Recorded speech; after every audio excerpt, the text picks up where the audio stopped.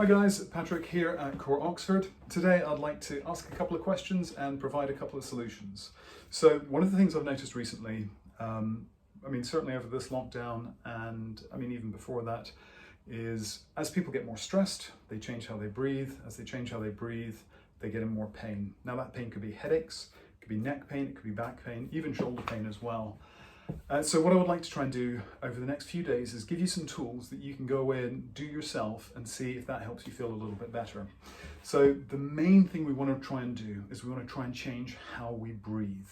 Now, of course, you're breathing very well every day, but there are ways that we can change that. There are ways that we can improve that. And we're going to do one simple exercise today, which is going to help you change what's happening in using your diaphragm, changing all the other breathing musculature, and also, just because it's a massive combination of wind, get some back movement and some mobilization into that back as well. So what are we looking at? So when we breathe, we have the diaphragm, which is underneath the lungs, and that comes down and that helps to expand the lungs. Now, if we're sat down, guess what? There's not so much space for your lungs to come down. So we start to breathe more shallowly and we start to use our neck musculature. So the sternocleidomastoid, SEM, and the scalenes, these are the muscles in here, they start lifting up the collarbone and also the first and second ribs. So these guys start getting tight. So what I often see when people come in is that actually these neck muscles are so tight, and my classic gag, which is not particularly funny, but it's very, very true. So I'll come in, I'll press on people's neck and say, look, that's not actually supposed to be that tight. And they say, what do you mean? I say, that's a muscle, not a bone. And people will touch and be genuinely stunned because it's so hard on them. So one of the other things that happens with these muscles getting so tight, is we start to become just that little bit more anxious. And the reason for that is because of the level of carbon dioxide that we're having in our bloodstream. Now, the way the body works is we don't sense how much oxygen we have, we sense how much carbon dioxide we have. Okay? So what that means is we have sensors within the bloodstream that then say, okay, you've got too much carbon dioxide, start to do something. So if you think about what happens when you hold your breath, maybe you've swum down to the bottom of the pool and then you're swimming back up, you start to feel kind of panicky and anxious. And that's the feeling for your body, and your body's doing a great job here. Your body is saying, look, it's time for you to start breathing deeply. So it'll shoot tons of adrenaline, noradrenaline, these hormones into you to give you energy and make you do stuff. So that's wonderful. It helps you escape from the bear or swim out of the pool or whatever it is. But in real kind of normal life that we're living now, when actually we're not running away from a bear, we're not stuck under a rock somewhere, it's, we've got to get a report in, or the kids are doing some stuff, or whatever crazy stuff is happening with that, we're getting some anxiety from that because our carbon dioxide levels are staying high. So what do we have to do to get rid of those carbon dioxide levels?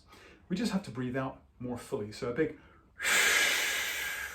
every now and again really, really helps. So we're going to do this exercise, as I said before, which is really useful. But the main thing we're going to try and do is understand why it works in the first place, which is we're going to be getting rid of lots of carbon dioxide and bringing in the oxygen. And we're going to do that while changing that funky spine a little bit. Oh, a convenient towel, how useful. What we're going to do with the convenient towel is we're going to put it in 3 places. We're going to put it at the bottom of the ribs, we're going to put it at the bottom of the shoulder blade, and we're going to put it at the top of the shoulder blade, and we're going to do 10 breaths. In this video, I'm just going to do about 3 or 4 in each place, but when you do it, let's do it for 10. Okay, so the first thing we're going to do is just grab this guy, come under here, and just flop down. Now, for ultimate win, we want those arms back here like this, but maybe if you have a shoulder issue, just have them down here or have them off to the side like that. Now, if at all possible, you want to have a straight line through here, so having that shoulder flat, elbow flat, and hand flat on the ground, this is all wonderful. And now just work on that exhalation. So we're going to go for a count of 5 to breathe out, and then breathe in.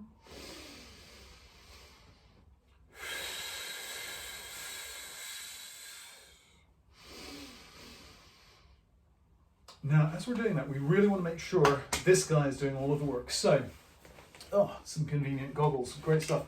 Actually, try something like a book, or even just your hands on top of your stomach, and really use that as something to ground yourself as you're breathing. So as you breathe out, let it go down.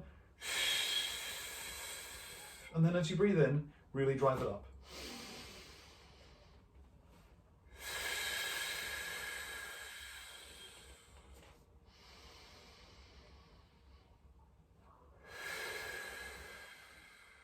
Okay, So once you've done your 10 breaths there, we're going to move to the next place. The next place, remember, is just underneath the shoulder blades. So we're saying something like that. Okay, so just underneath the shoulder blades, so you scooch around, get into it, and again, if you possibly can, bring those arms back like that.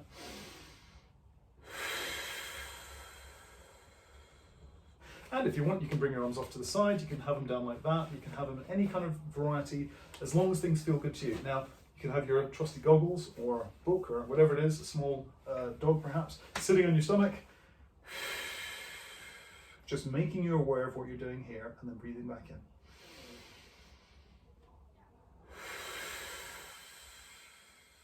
And yes, doing that slightly crazy big exhalation is actually quite useful. So you want to consciously think, am I making a lot of noise? Am I actually driving some air out there? And you should feel pretty good.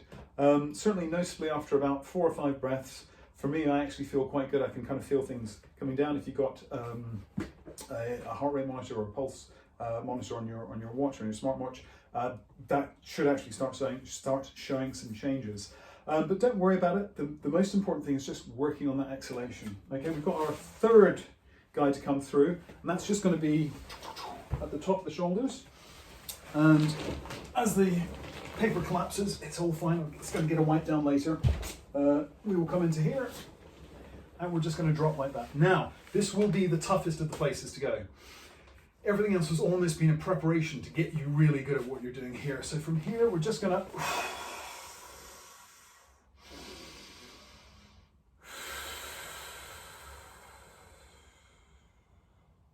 go nice and big for those guys. And one of the really big things to work on is as we're breathing, we want to make sure that the shoulders are staying nice and low. Okay, so all of the work is happening through the stomach, the shoulders are staying low. We're going to do 3 sets of 10, so 10 deep exhalation and inhalations with the towel at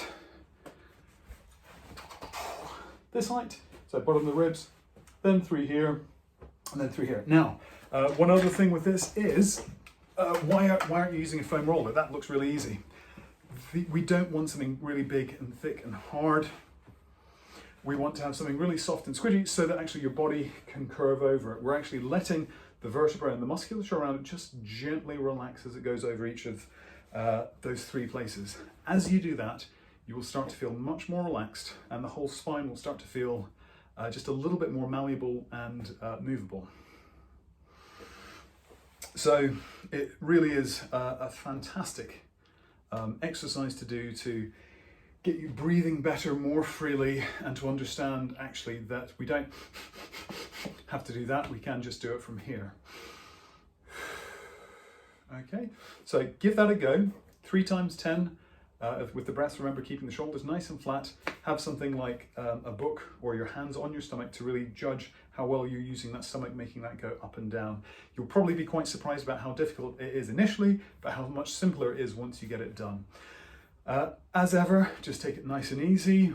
Whenever it comes to things with breathing, listen to what your body's saying, and I'm sure you'll be absolutely fantastic. You should notice, once you've done that, once you've had those 3 times 10, 30 breaths, you should feel an awful lot more relaxed. Good luck.